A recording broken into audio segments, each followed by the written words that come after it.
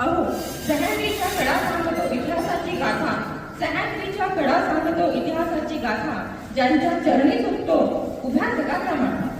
हे शिवराष्ट्र आहे, हे शौर्य राष्ट्र आहे आणि आज त्या शौर्यांचा जय जयकार करायला आपण सगळे येथे जमलो आहोत.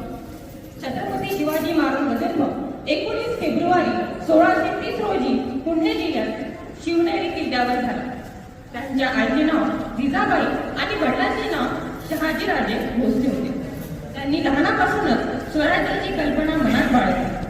विजापूरच्या आदिलशाही आणि मोगल साम्राज्य विरुद्ध संघर्ष करून त्यांनी जनतेसाठी स्वराज्याची स्थापना केली.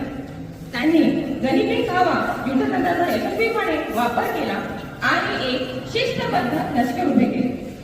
अनेक लढाया जिंकून आणि स्वराज्य विस्तारल्यानंतर 6 जून 1674 रोजी रायगड किल्ल्यावर त्यांचा राज्याभिषेक सोहळा पार पडला.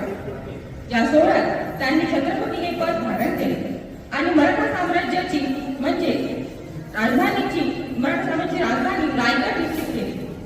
त्या ऐतिहासिक दिवसापासून हिंदवी स्वराज्याची सुरुवात झाली.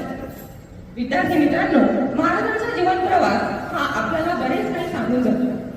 तोरणा जिंकला वय 16. ज्या वयात आपण मोबाईलमध्ये गेम खेळतो त्या वयात महाराजांनी स्वराज्याची तोरणं बांधली. पहिलं पाऊल उचलण्याची हिंमत त्यांनी दाखवली. संकटावर मात म्हणजे स्ट्रॅटेजी. अफजल खानाचा वध असो व आग्र्याहून सुटका, संकट जेव्हा जेव्हा उभं असतं तेव्हा घाबरायचं नसतं, तर गनिमी कावा म्हणजेच डोकं चालवायचं. उत्तम प्रशासन. केवळ युद्ध नाही तर त्यांनी आरमार उभं केलं, शेती सुधारली आणि गडकिल्ले बांधले. राज्याभिषेक म्हणजे यशाचं शिखर, द डेस्टिनेशन. ते केवळ सोन्याचे सिंहासन नव्हते तर ते शून्यातून विश्व निर्माण केल्याचं प्रमाणपत्र होतं. एक सामान्य